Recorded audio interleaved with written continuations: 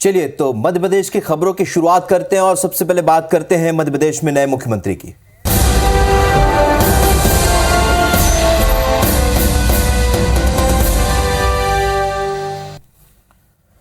तो भाजपा ने एक बार फिर से सबको चौंकाते हुए मोहन यादव को मध्य प्रदेश का मुखिया चुना है। जानकारों की माने तो मोहन यादव का नाम मुख्यमंत्री की रेस में कहीं नहीं था। खुद शिवराज सिंह चौहान ने मोहन यादव के नाम का प्रस्ताव सीएम पद के लिए रखा। विधायकों ने एक साथ इस प्रस्ताव का समर्थन किया। अब बुधवार को यानी कल मोतीलाल नेहरू स्टेडियम में मुख्यमंत्री का शपथ ग्रहण समारोह होगा। राजेंद्र शुक्ला और जगदीश देवड़ा भी शपथ लेंगे डिप्टी सीएम के तौर पर। शपथ समारोह में प्रधानमंत्री नरेंद्र मोदी और अमित शाह भी शिरकत कर सकते हैं, जिसे लेकर आज ऑफिशियल प्रोग्राम जारी कर दिया जाएगा। तो मध्य प्रदेश को नया मुख्यमंत्री मिल चुका है। मोहन यादव के रूप में नया मुख्यमंत्री मध्य प्रदेश को मिला है। तो बेहद चौंकाने वाला ये फैसला बीजेपी का।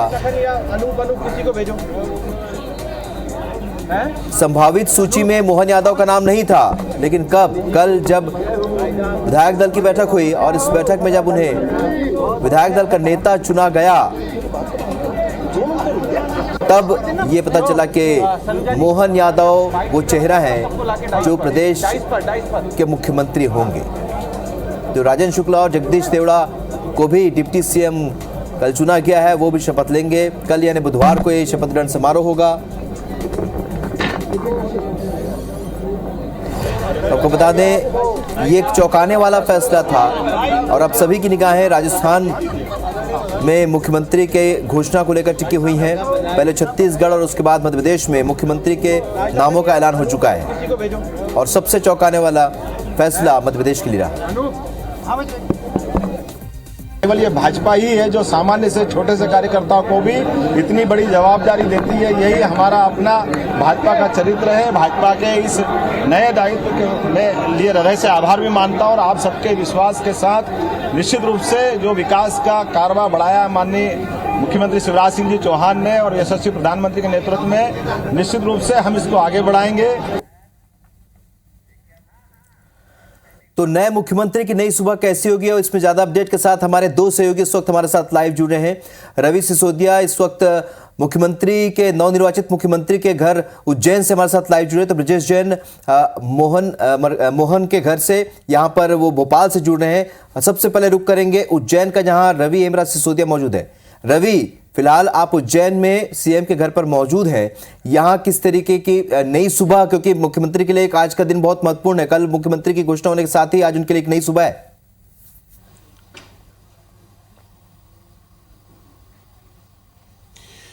देखिए, सबसे महत्वपूर्ण बात तो ये है कि कल जब हम यहाँ पर पहुंचे थे तो उत्साह और सेलिब्रेशन तो हो रहा था, लेकिन आधे उज्जैन वासियों को ये विश्वास करना मुश्किल था कि क्या ये बात सच है कि मोहन यादव को मध्य प्रदेश का मुख्यमंत्री बनाया गया है, क्योंकि मध्य प्रदेश में उच्च शिक्षा मंत्री भी वो रहे हैं। अभी फिलहाल उनके घर के बाहर की कुछ तस्वीर दिखाते हैं, क्योंकि व्यवस्थाओं में को दुरुस्त किया गया है। मुख्यमंत्री के घर का निवास है, इसलिए उस लिहाज से यहाँ पे सुरक्षा भी आप देखेंगे कि सुरक्षा व्यवस्था यहाँ पर बढ़ाई गई है, क्योंकि अब ये किसी पहले मंत्री जी का घर हुआ करता था, लेकिन अब ये मुख्यमंत्री जी का घर है और ऐसे में आसपास की सुरक्षा व्यवस्थाओं को संभाला गया है। 24 घंटे यहाँ पुलिस की सुरक्षा तैनात रहने वाली है। और चूंकि अगर अब हम बात करें तो यहाँ के जो रहवासी आसपास के लोग हैं वो लगातार देर रात तक यहाँ पर जश्न मनाते रहे हैं। घर की अगर मैं बात करूं तो काफ़ी साधारण उनका घर है और यहाँ पर उनके परिवार के जो लोग हैं वो काफ़ी साधारण है। और कल रात तक भी उनके घर में जिस तरीके का जश्न मनाया जा रहा था, वो उससे एक बात साफ जाहिर है कि किसी को भी ये उम्मीद नहीं थी कि इस प्रकार का जो चौंकाने वाला फैसला भाजपा ने लिया है, वो इस प्रकार का फैसला सिर्फ भारतीय जनता पार्टी ही ले सकती है। क्योंकि कल तक की अगर हम बात करें तो कल दोपहर 4 से 4:30 का जो समय था, उस समय में सारे बड़े दिग्गजों के नाम आगे चल रहे थे और अचानक से मोहन यादव का नाम आने के बाद में वहाँ खड़े कार्यकर्ताओं को भी यकीन नहीं हुआ और उसके बाद धीरे धीरे जैसे जैसे समय आगे बढ़ता चला गया, ऐसे ऐसे उनके घर पर भी जमावड़ा होता गया। हालांकि अभी आप देखेंगे कि चूंकि एक सुरक्षा व्यवस्था के बतौर यहाँ पर सुरक्षा कर्मी जरूर खड़े हुए हैं, पुलिस जवान जरूर यहाँ पर खड़े हुए हैं, लेकिन अब धीरे धीरे कार्यकर्ताओं का आना जो है उनके घर शुरू होगा। चूंकि वो आज तो संभवत भोपाल ही 2 दिन रहने वाले हैं, लेकिन जब वो उज्जैन पहुंचेंगे तो एक बड़े हुजूम के साथ उनका स्वागत सत्कार जो है उनके घर पर किया जाना। चलिए, तो ये बात हुई उज्जैन की, जहां पर उनका खुद का घर है, लेकिन शासकीय आवास जहां से आप पूरे प्रदेश में वो संचालन करेंगे, पूरे प्रदेश की कार्यभार को देखेंगे, यहाँ पर हमारे सहयोगी ब्रजेश जैन मौजूद है। ब्रजेश, क्या देख पा रहे हैं, क्योंकि भोपाल में भी नई सुबह हुई है नए मुख्यमंत्री की, किस तरीके का माहौल, और आज तो यहाँ पर उनसे मिलने आने जाने वालों का भी तांता लगा रहेगा।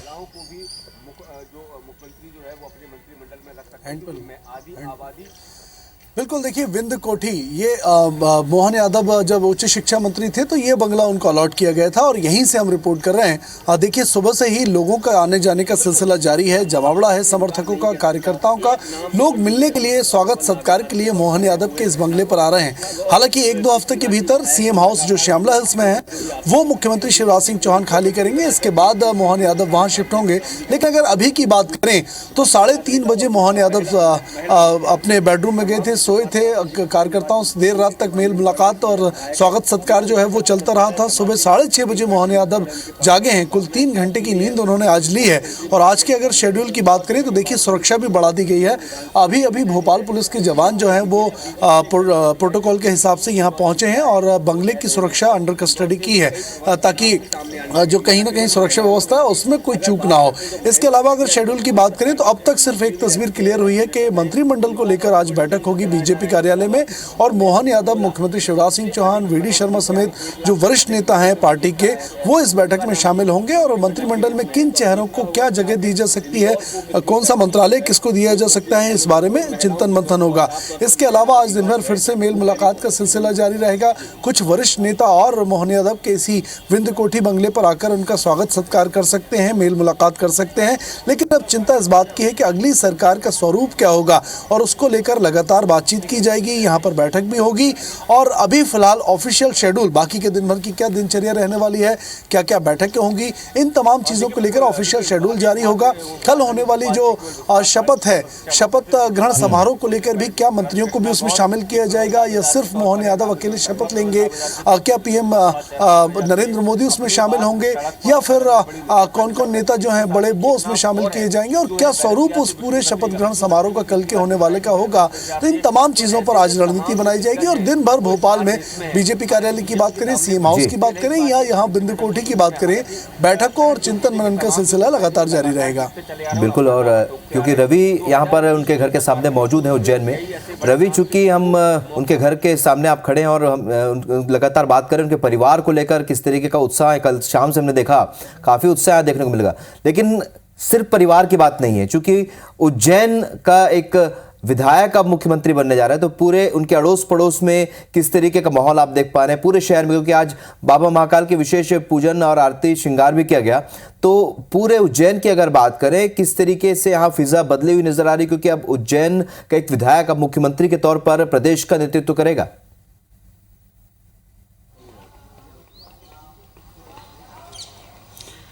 बिल्कुल, देखिए, अगर बात की जाए तो ये सिर्फ ना केवल मध्य प्रदेश बल्कि मध्य प्रदेश का एक ऐसा सूबा, मालवा निमाड़ जिसे कहा जाता है, उसका एक महत्वपूर्ण जिला जो कि ना केवल पूरे देश में बल्कि पूरे विश्व में एक धार्मिक आस्था के प्रति जुड़ा हुआ है और बाबा महाकाल की नगरी कही जाती है। अब ऐसे में यहाँ से मुख्यमंत्री मिलना यानी कि एक गौरव का विषय ज़रूर है सभी उज्जैन वासियों के लिए। लेकिन सबसे बड़ी बात यह है कि यहाँ के जो आसपास के रहवासी हैं, कल जब हम लोग यहाँ पर पहुँचे, लोगों से बात की थी, तब तक भी उनको इस बात पर विश्वास करना काफ़ी मुश्किल हो रहा था कि क्या मुख्यमंत्री सही में मोहन यादव को चुना गया है।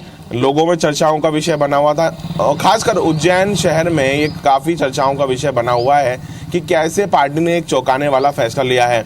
अभी भी मैं मोहन यादव के घर के बाहर ही खड़ा हूँ और अब देखिए, क्योंकि सुबह का समय है और ऐसे में अगर बात करें तो सुरक्षा लिहाज तो हम आपको दिखा ही चुके हैं, लेकिन अब धीरे धीरे यहाँ पर कार्यकर्ता, क्योंकि उनके घर में अभी अगर मैं बात करूँ तो सिर्फ उनकी पत्नी, उनके पिताजी वो परिवार में उनके बड़े भाई ये लोग ही मौजूद हैं और रात को 1:30 से 2 बजे तक यहाँ पर लगातार जश्न का माहौल बना रहा है। इसलिए सुबह की तस्वीरें आपको भले ही थोड़ी फीकी लग रही हो, लेकिन अब से कुछ देर बाद की जो तस्वीरें होंगी वो आपको बताएंगी कि यह मुख्यमंत्री निवास है और मुख्यमंत्री का निज निवास है, जो कि उज्जैन में स्थित है। और सबसे खास बात कि यहाँ के लोग अब इस बात को धीरे धीरे स्वीकार करेंगे, क्योंकि जब पार्टी ने इतना बड़ा चौंकाने वाला फैसला लिया है, भोपाल में अलग अलग समर्थकों को जब इस बात पे विश्वास नहीं हो रहा था, तो बनिस्बत है कि उज्जैन में भी जो लोग हैं वो अब धीरे धीरे इस बात को विश्वास जरूर करेंगे। चौंकाने वाला फैसला जरूर है, लेकिन एक गौरव का विषय भी है यहाँ के लोगों के लिए कि उनके शहर से मुख्यमंत्री है।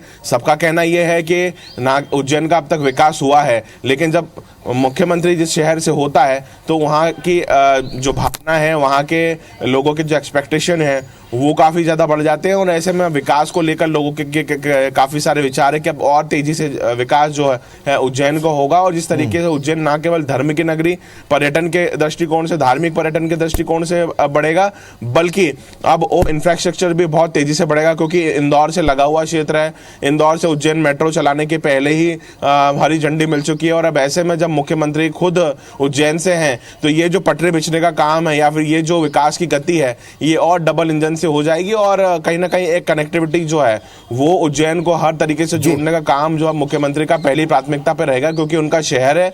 और सबसे खास बात कि लगातार न केवल इस क्षेत्र से चुने गए हैं, बल्कि अभी शिवराज सरकार में उच्च शिक्षा मंत्री भी रहे हैं। तो अब सरकार में रहने का और सरकार चलाने का एक बेहद बात करेंगे कि उनका इसका अनुभव भी रहा है और एक लंबा राजनीतिक अनुभव है। खास बात तो ये है कि 1980 के बाद से लगातार वे स्वयं सेवक की बात कर लें, भारतीय जनता युवा मोर्चा की बात कर लें, या फिर अखिल भारतीय विद्यार्थी परिषद की बात कर लें, जो उन्होंने जीवन का अपना त्याग किया है, पार्टी ने उन्हें अब मुख्यमंत्री के रूप में उन पूरे त्यागों का, अब तक उन्होंने जो पार्टी के लिए त्याग किया है उसका परिणाम उन्हें मुख्यमंत्री के रूप में मिला है। तो यही पार्टी विद डिफरेंस है। भाजपा हमेशा अपने जो भी डिसीजन लेती है, निर्णय लेती है, उससे सबको चौंकाती है और कल भी लोगों को सबको चौंकाया है। तो इस वक्त फिलहाल हम उज्जैन में उनके घर के बाहर खड़े हैं, लेकिन अब से कुछ देर बाद आपको जश्नों की तस्वीर यहाँ से मिलना शुरू होगी। बिल्कुल जाहिर सी बात है, क्योंकि आज नए सीएम की नई सुबह है, जाहिर सी बात है उनके घर में जश्न का माहौल तो रहेगा ही। ब्रिजेश हमारे सहयोगी लगातार सीएम हाउस के सामने बने हुए हैं। ब्रिजेश, जब नया मुख्यमंत्री आता है तो नया मुख्यमंत्री अपने तरीके से कुछ कार्यशैली बनाता है, कहीं कहीं कुछ बदलाव करता है।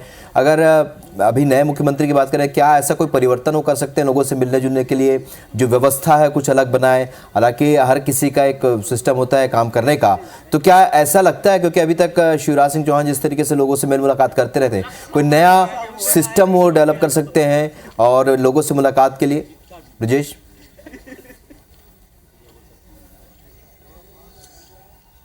बिल्कुल, देखिए मोहन यादव की बात करें तो एक आक्रामक शैली के व्यक्तित्व है मोहन यादव, और इसी शैली का परिचय उन्होंने आज सुबह फेसबुक पोस्ट में भी दिया है। फेसबुक पोस्ट करके उन्होंने लिखा है, सबको नमस्कार तो कहा है, शुभ प्रभात कहा है, लेकिन ये भी कहा है साथ में कि उजालों की ज़रूरत वहाँ नहीं होती, दियों की ज़रूरत वहाँ नहीं होती जहाँ पहले से उजाले होते हैं।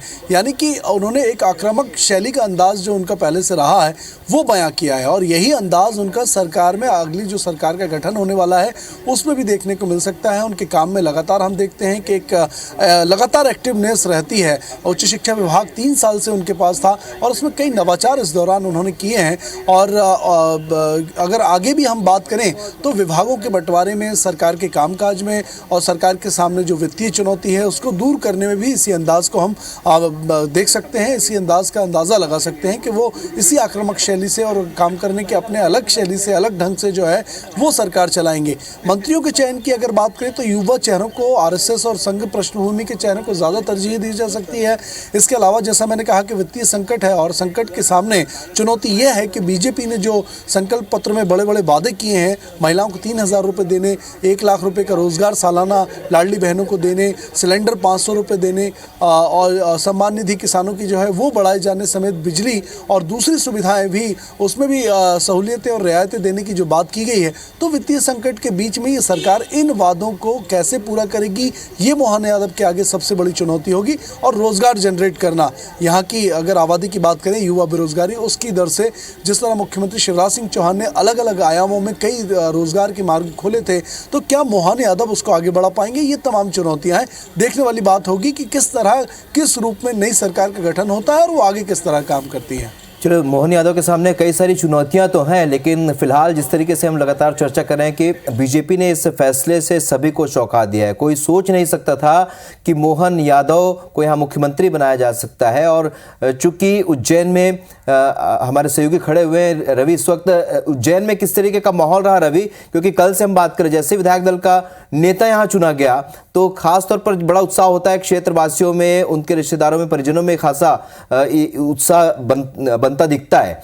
क्या वो रिएक्ट किस तरीके कर पा रहे थे? और आज भी, क्योंकि आज भी लोगों को यकीन नहीं होगा, पिछले अभी आने वाले कुछ समय तक तो लोगों को यकीन नहीं होगा कि उनके क्षेत्र का एक विधायक अब प्रदेश की कमान संभाल रहा है। तो पूरे माहौल की अगर बात करें, बदलती फिजा की बात करें रवि।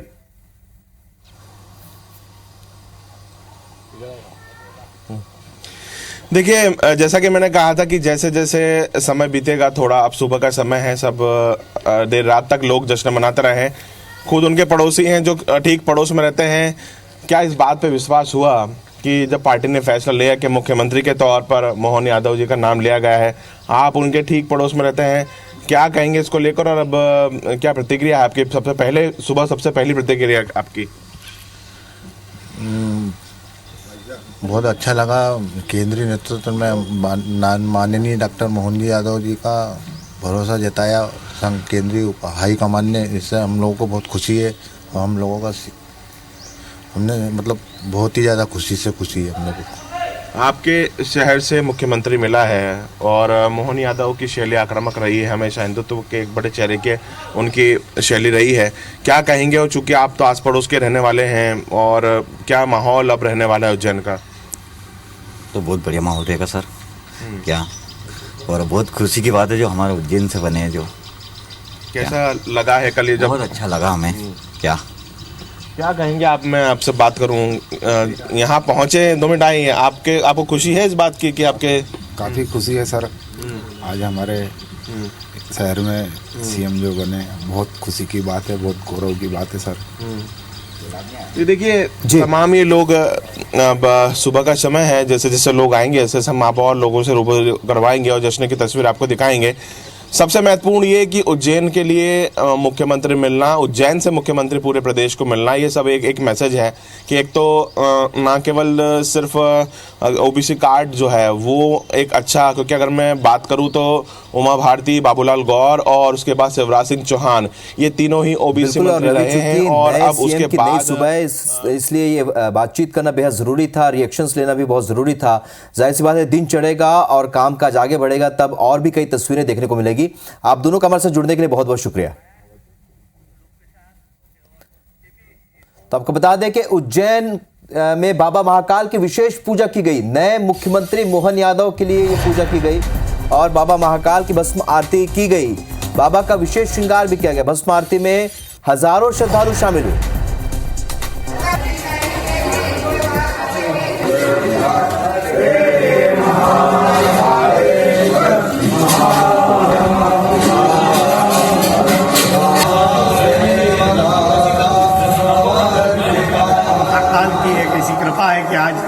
बहुत सालों के बाद में उज्जैन से एक श्रेष्ठ और एक योग्य व्यक्ति को प्रदेश का नेतृत्व करने की जिम्मेदारी बाबा महाकाल की कृपा से मिली है। और जो मध्य प्रदेश के अंदर माननीय मोहन यादव जी को जो मुख्यमंत्री बनाया है, बाबा महाकाल से यही कृपा है कि पूरे उज्जैन का नाम पूरे विश्व के अंदर हो और सफल नेतृत्व के साथ के अंदर वो कार्य करें।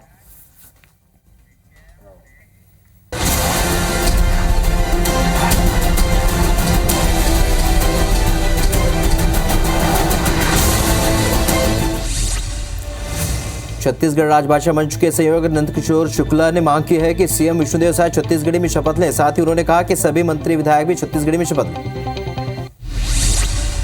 छत्तीसगढ़ में मुख्यमंत्री चुने जाने के बाद अब सरकार बनाने की कवायद शुरू हो गई। 13 दिसंबर को होने वाले शपथ ग्रहण की तैयारियां तेज कर दी गई। धमतरी जिले के ग्राम कचना में अवैध शराब की बिक्री को लेकर ग्रामीणों ने कलेक्ट्रेट में प्रदर्शन किया। शराब माफियाओं पर कार्रवाई की मांग की। बलरामपुर जिले के विजयनगर में राजस्व की टीम ने छापेमार कार्रवाई करते हुए 2 लोगों से 265 बोरी अवैध धान जब्त किया है।